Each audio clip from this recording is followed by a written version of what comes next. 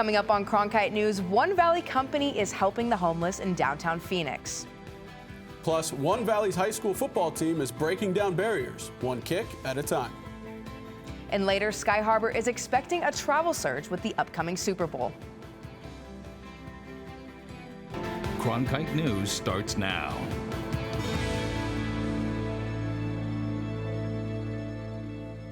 Good evening and welcome to Cronkite News on Arizona PBS. I'm Nikki Pica. And I'm Edison LaCour. Thank you for joining us. Homelessness is a growing problem in the Phoenix area, but one company is doing their part in providing a basic need. The company, as Cronkite News reporter Marley-Zana Thompson tells us, is building a relationship with the homelessness and washing the city with love. Wash the City Clothing is more than a brand. They reach out to the less fortunate to show them that someone cares. Wash the City is a product paired with a service, and so what we do is we make products, and then when we sell them, we donate a portion of every sale to Washing the City. Every week, we walk into downtown Phoenix with a rack full of clothes and wagons full of daily essentials to provide unsheltered individuals with the opportunity to shop for free. Wash the City got its start at Grand Canyon University, where it won a Shark Tank type contest called the Canyon Challenge. They were rewarded with some financial backing that helped get their company up and running. Now they are able to help get people up off the ground, changing lives. But what makes us special is that when we give to the same community over and over again to build trust that builds a relationship, to then when the individual is ready, we help walk them through the process of rehabilitation. The bond between those less fortunate can be a powerful one, as they all have stories to tell. One person who has gone through the process is Ray. He is now off the streets, living in his own place, and has held a steady job for the last 2 years.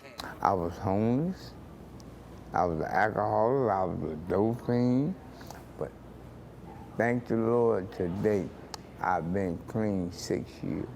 Downtown Phoenix, that's why I run into him, passing out t-shirts, and we took to each other. He come, bring me t-shirts, pants, and I'm like, okay. So we bond together. Jace has big aspirations for his company, which has caught the attention of prominent people like Cardinals wide receiver DeAndre Hopkins. I'm sitting here and I see that the Cardinals had posted the picture of him, and I was like, whoa. But we were on the front of the Arizona Cardinals Instagram. That's the first time that we ever had an influencer wearing any of our stuff. Even with the support of people like Hopkins, his dream is to partner with others and wash the whole state to get everybody off the streets. Many are called, but few will answer. In Phoenix, Marley-Zana Thompson, Cronkite News. Overcoming challenges is part of being an athlete, but 3 Arizona athletes now competing at the college level faced a different challenge in their prep careers, being understood by their coaches and teammates. Cronkite News reporter Haley Smilo brings us their stories from our Washington bureau. For cross-country runner Cassie LeBaron and swimmer Samantha Moore and Sonia Shibawa, the pool and track are silent. That's because they're deaf, which has brought them to Gallaudet University, a federally chartered institution for the deaf and hard of hearing. Because of accessibility. Everyone knows sign language here. I knew that I could communicate with everyone in ASL, American Sign Language. I could learn through it. I could connect with others in the community. I know I would make a lot of friends. And I really found my second family here. But that hasn't always been the case. LeBaron, Moore, and Shibawa all played on hearing teams growing up, and communication was a challenge. My experience at that point, the coach typically put me in the furthest lane away and would just look over at me and check in, are you swimming, do the breaststroke, do the backstroke. And that was it. I didn't get much attention, I didn't have support, and I actually didn't really have communication access. That sports experience rings true as well for Valley natives Shibawa and LeBaron. And while sports brought them all to Gallaudet, each took a different route to get here. My aunt is an interpreter that's fluent in sign language, and she talked about a place here at Gallaudet which was designed for people like me, where I'd be able to thrive. And I thought that was pretty cool. Shibawa didn't know about the university until after high school, but Moore, a Tucson native who attended schools for the deaf on and off, first heard about Gallaudet in elementary school. A lot of my teachers obviously were very proud to be alum of the university. They wear, t-shirts or whatever that said Gallaudet, and they talked about it. Talking about it, or signing about it, That's been the biggest difference for the Arizona athletes, who are now able to communicate with coaches and teammates. Going to a public school, it's like doors are closed on you. You don't have the opportunity. Doors have just opened one after another here at Gallaudet. Those open doors define what it means to be a Bison. And I'm part of a team. You know, I've been an athlete my whole life. I've played 9 different sports. It's never felt the same, though, that it's felt here. You know, I would play the sports for myself, but I'm actually playing for my community and my team and my college. The Arizona Interscholastic Association does not track deaf athletes when it comes to Arizona schools. But the U.S. Census Bureau reports that 3.5% of the American population has some sort of hearing impairment. From Gallaudet,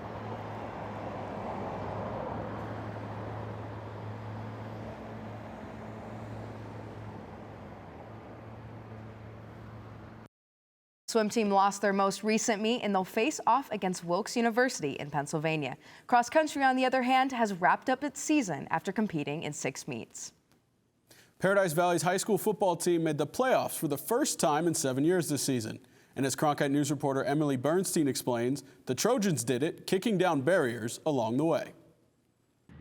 Meet Emily Viasica, the first female kicker in the history of Paradise Valley High School's football program. There's definitely like a lot of cheers for me, and at school I get like a lot of people like talking to me and like, oh my god, you're like the kicker. When people see that we have a female kicker, it's kind of a big deal, but at the end of the day, she's a Trojan. It didn't take long before the community took notice of Viasica, especially the female fans. She's famous in our school, so people will know who she is. So I think her fan base is just gonna grow. I'll have like girls come up to me like after the game and stuff, and like I've had girls take pictures with me. People will actually see what I'm doing and want to do that too. Viasica grew up playing the game of soccer, but last year wanted to put her best foot forward playing a different sport. Freshman year, watching the football games, I was definitely like, I'm gonna be out there someday. And then sophomore year, like over the summer, I was just like, okay, I'm gonna do it. When I saw her, kick and gave her opportunity, she took that opportunity and cashed in on it. The sophomore turned the boys' heads when she stepped on the football field. They kind of seemed like shocked when I like signed up and I went out there, but they like weren't super weird about it. Like they're like, oh, okay, this is cool. They just treated me like one of them. We brought her in as a family. We don't treat her any different. We treat her just like, one of the football teammates. She's one of us, really. In early November, Viasica was awarded the Arizona Cardinals High School Player of the Week after making a game-winning field goal in overtime, becoming the first female ever to win the award in its 20-year history. Team-wise, we've only had one in 9 years. It's cool to see her get rewarded for her confidence and her ability to do what she does. Not only is Viasica kicking footballs through the uprights, but she's kicking down barriers along the way. I want to inspire other girls by like letting them know that they don't have to be like a guy to do things or just like be like this idea of someone, and if they want to do something, that they should go out and do it because there's nothing stopping them. And Viasica is doing just that, putting her best foot forward, one kick at a time. From Paradise Valley, Emily Bernstein, Cronkite News. Paradise Valley was eliminated from the 5A state playoffs, but finished with a 9-2 record overall. Prep schools are becoming a more popular choice for high school basketball players around the country. And as Cronkite News reporter Liam Archer reports, one school in Arizona is taking another step forward to prepare its players for the next level. This past summer, Hillcrest Prep announced that they would be joining Overtime Elite for the upcoming season. Overtime Elite is a 6-team league that offers high school players an alternative to college, allowing players to play and get paid before making the jump to the NBA. With 50 million followers across all social media platforms, the league offers young players the opportunity to market themselves like never before. It just made sense for us to have that conversation with Hillcrest, and things materialized into what it is now. And we're thrilled to have them aboard, and I know that they're thrilled to be a part of the organization. It's just a little bit different, you know what I mean? And we're happy to be part of the first time of trying to change the narrative of different ways people like to watch basketball, and for kids to try different ways to get exposure for basketball. So I'm happy to be a part of it. Typically, NBA coaches and scouts are not allowed to attend high school basketball games in person, but with Overtime Elite, that isn't the case. And it's something that Hillcrest Prep players and coaches are particularly excited about. Overtime is one of the only high school leagues where NBA scouts can be there in person, so they're being able to be aware of the top talent that's coming through that arena, but also keep the tabs. So eventually, of course, what certain guys want to do, they want to get to the NBA, so they'll be able to have that opportunity as well. Joining Overtime will not only expose the players to professional and collegiate scouts, but it will better develop their game for the next level.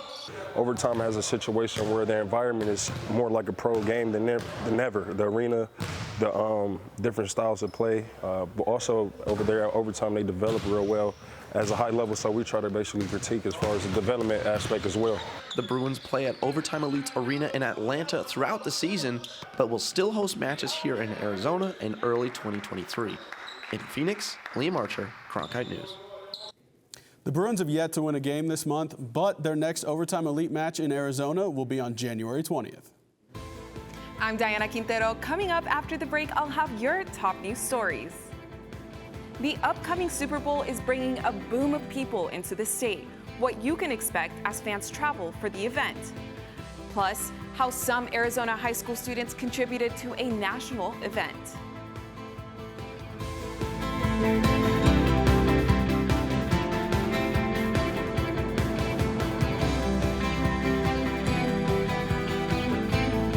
Okay, let's go right up in here and start having some fun. Such a thrill to be able to do this. Recreation is the gateway drug to conservation. How do you create that perfect straight edge? You can do anything. History is today. Chasing the American dream. Experience something personal. A place of imagination. I can go anywhere I want to go. You guys are just gonna love it. An entertainment experience unlike anything. There's something for everyone with Passport on the PBS Video app. On Masterpiece Mystery. Evil can find its roots so easily in an English village. The landscape of criminal investigation. Murder, almost certainly. Modern policing methods. We endeavor to do our best. We're working hard to solve this case. And to make sure justice gets done. It's a new adventure. And the rest, as they say, is mystery. I can hardly wait.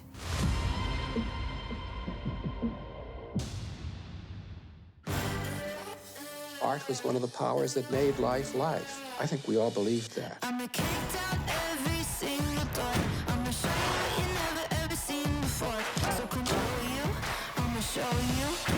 This is a real life story of a real live person. This was my only connection to my culture. Fight the power. Our stories deserve to be heard. You're passionate and you respect your heritage. That is a perfect recipe. Now is the time for the Reformation. Now is the time to rebuild the nation. That's amazing. You're making me cry. Some girls can go out there and just steal a spotlight. This is the moment that we've all been waiting for. Everyone has something to contribute to humanity. The arts are the thing that does that. I couldn't have said it better myself. Welcome back to Cronkite News. I'm Diana Quintero. Believe it or not, the Super Bowl is only a couple months away. Although we don't know what the teams are that will be coming to town, we do know that Phoenix Sky Harbor is expected to see over 180,000 visitors on February 13th, the day after the Super Bowl. This is not the first time that the airport has hosted Super Bowl travelers from all over the world. In anticipation, the Arizona Super Bowl host committee installed a countdown clock in Terminal 4 back in August. Airport spokeswoman Heather Schellenberg says the best advice she can give anyone coming to the airport around the Super Bowl is to give themselves enough time.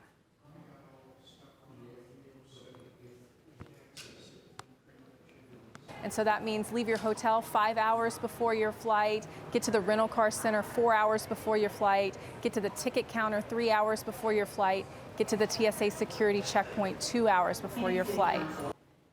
State Farm Stadium in Glendale will be hosting the Super Bowl for the third time since it opened in 2006. A plane used in a World War II mission, which saved over 500 lives, is on display at a museum in Mesa. With the help of the Halyard mission Foundation, families of soldiers involved in the mission are learning about what happened. Reporter Alyssa Munoz tells us about one of the biggest World War II rescue missions and its connections to Arizona.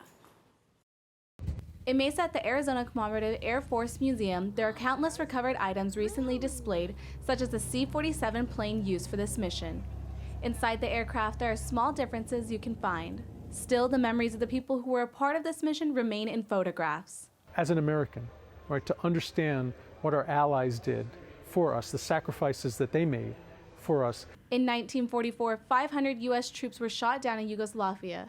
The U.S. Office of Strategic Services team launched the Halyard mission to rescue them from within enemy lines with the help from Serbians and Chetniks. Ted Byfield speaks about his father who was rescued on this mission and created a jacket in remembrance of him. Serbs gave everything. They gave food they didn't have or that was supposed to go in their own stomachs. And the Americans were so grateful for their support. Since the Halyard Mission Foundation began in 2015, they have created a memorial in Serbia where the first plane landed. Because it's not just about history, it's about building the future too. So it's an important connection between our two countries, the United States and Serbia, and help build better relations into the future. In Mesa, Alyssa Munoz, Cronkite News. This rescue mission was kept confidential for many years. Now, Halyard Foundation is continuing to host events in remembrance and continue to find and connect with families of those who were a part of it. The World Meteorological Organization, also called the WMO, recently released the first ever State of Global Water Resources report. It tells a clear story of drying. Sarah Blue is at the Google touchscreen with more on our water resources and what that looks like for Arizona. According to the report, 3.6 billion people around the world do not have sufficient access to water for at least 1 month per year. With recent warming trends, this number is expected to increase to 5 billion people by the year 2050. As this map shows, the globe saw a drying trend. The areas in orange were drier than normal, and the blue was wetter than average. Some hotspots that were exceptionally dry last year were the Ganges and Indus River, Patagonia, and the U.S. Southwest. In Arizona, we are currently in a long-term drought. This started back in 1994. But the report found the period between July 2019 and June 2021 was the driest on record in the western United States. This was the first year for the Global Water Report, and the WMO hopes that continuing the report will help to better understand water resources and how they affect life on Earth. At the Google touchscreen, I'm Sarah Blue. Our water reservoirs rely heavily on snowmelt from the higher elevations and winter rain. Peyton, I don't even remember the last time that I saw it rain here in the valley. Do you know how long it's been? It's been 22 days since we've seen rainfall here in the valley, changing to 23 today. We really haven't had that much rain, especially in November. Take a look at this graphic. You can see November was the coldest month since 2000, and our average was only 72 degrees. That's 5 degrees below normal. We only had 1 day above average last month, actually, but that's going to change this weekend. You can see rain chances return for most of the state, especially in Tucson and Safford. They'll pick up about an inch of rain this weekend. We have a pretty strong atmospheric river heading our way. You can see the white represents water in the atmosphere. It's also why you saw some clouds out your window today as well. In terms of timing of rainfall, you'll probably see showers start to pick up around mid-afternoon tomorrow. They'll continue throughout the evening Saturday into Sunday before clearing out on Monday. And models are really a mixed bag when it comes to how much rain we're going to see, but likely we'll pick up between a trace and a half an inch of rain through Monday as well. So tomorrow we have some afternoon rain continuing into Sunday. Monday, the clouds will stick around for another day, but next week we are changing our pattern for sure, back into the 60s and drying off. The dry weather returns. In the Cronkite Weather Center, I'm Peyton Major. Back to you, Diana. Thank you, Peyton. When President Biden lit the national Christmas tree this week, it was the 100th time for that holiday tradition. And another tradition comes with the national tree. Trees representing all of the states. San Luis High School art students had a hand in this year's Arizona tree, as Emily Miranda reports from our Washington Bureau. From cactuses to coyotes, it's not hard to figure out which of the 58 trees surrounding the national Christmas tree represents Arizona. It's the work of around 65 art students who were given about a week to create ornaments that best answer the question, what makes Arizona beautiful? Ms. Casals, the art teacher in charge, thought it might be a struggle, not because of the theme, but because she worried that post-pandemic, many of her students might fall short on the skills she felt would be necessary for the project. Basically, put it in a very fast pace and show them videos and, help them out as much as I could with the painting techniques. In the end, the students exceeded her expectations. Some students depicted the mountains and woods of Flagstaff, while others painted the sand dunes in Yuma. While all the ornaments depicted the beauty of the state, they also represented parts of the state unique to each student's lives and interests. And then the other student that has a folkloric dancer, that's representing our Mexican culture. And even for volunteers like Tiffany Lash and her sons, decorating the tree held its own meaning. Actually selected Arizona because our aunt Iris actually lives in Arizona, and we wanted to take a picture up by the Arizona tree and actually put the ornaments on the tree. Casals says some of the students originally thought she was joking, but once they bought in, they were grateful for the chance to create something meaningful for the state and have it displayed on a national stage. It's hard for them to come to a realization that they were going to represent the state of Arizona. And in the end, they were very proud that they were able to do that. The National Christmas Tree and all the other state trees will open to visitors December 2nd all the way through January 1st. In Washington, Emily Miranda, Cronkite News. For more information and history on the state and National Christmas Tree, visit the National Christmas Tree Lighting website at thenationaltree.org. That's it for today's top news stories. Back to you, Edison. Thanks, Diana. Coming up after the break, you've heard about drag cars, but what about drag boats? A Super Bowl of a different sort came to town to close out one local motorsports park.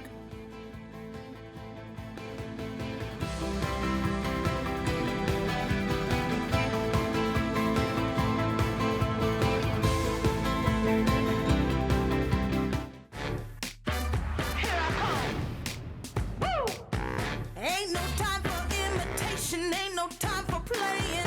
I'm just gonna do me. Know what I'm saying?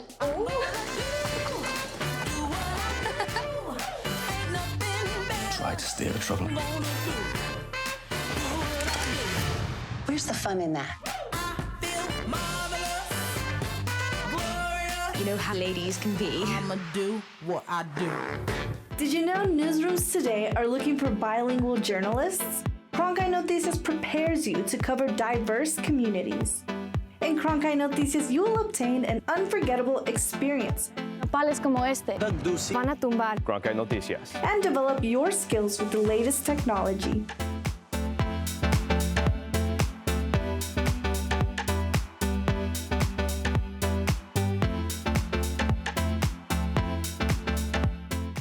That way the flavors will marry nicely. Can you tell me what I'm looking at? I'm not looking for love, I'm looking for cookies.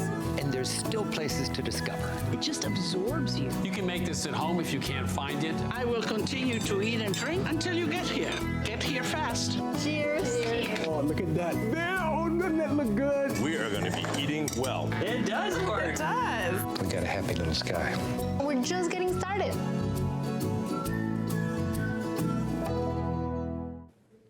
The Southern Drag Boat Racing World Finals came to Wild Horse Pass Motorsports Park for what will likely be the final time. And these 4,000 horsepower machines put on quite the show. Cronkite News reporter Michael Garoffa got a first-hand look at these impressive boats. It all starts as a quiet day on the water. Then, 4,000 horsepower drag boats come screaming down the lake. Two drag boat racers described very different feelings when they hit the gas pedal. To me, being in my boat, that's the most peaceful place in the planet. For 4.5 seconds, I can do whatever I want to do. Total focus for me. You know, I got a job to do, and, you know, the main thing is getting the boat lined up perfectly on the course. Staying focused so you can come back and tell the crew what the boat's doing. Dozens of drag boat racers came from around the country to Wild Horse Pass Motorsports Park to compete in the biggest event of the year, the World Finals. This is our Super Bowl. This is our Daytona 500. This is the trophy that you really want to win and have on your mantle. This is as big as it gets for us. What's really cool, it's like a car show, boat show, truck show. It's got everything, and we got fast boats too, so it's pretty awesome. Many drivers have been racing on Firebird Lake for over 30 years. The history of this track is just incredible. It was purpose-built in 1985. The history of this place is just, there's more history in this place than any other facility on the planet. As is the case in all motorsports, this event isn't just about adding a trophy to the mantle. We all want to win, but it's not what winning is about. It's about the relationships with all the other racers, right up until the point the capsule lids close, and when they close, it's on, baby. In Chandler, Michael Garaffa, Cronkite News. While the historic lake has been hosting drag boat racing events for almost over 30 years. Wild Horse Pass Motorsports Park is set to close for good in the summer of 2023. That's it for Cronkite News tonight. Thanks for joining us. For top Arizona stories anytime, go to cronkitenews.azpbs.org.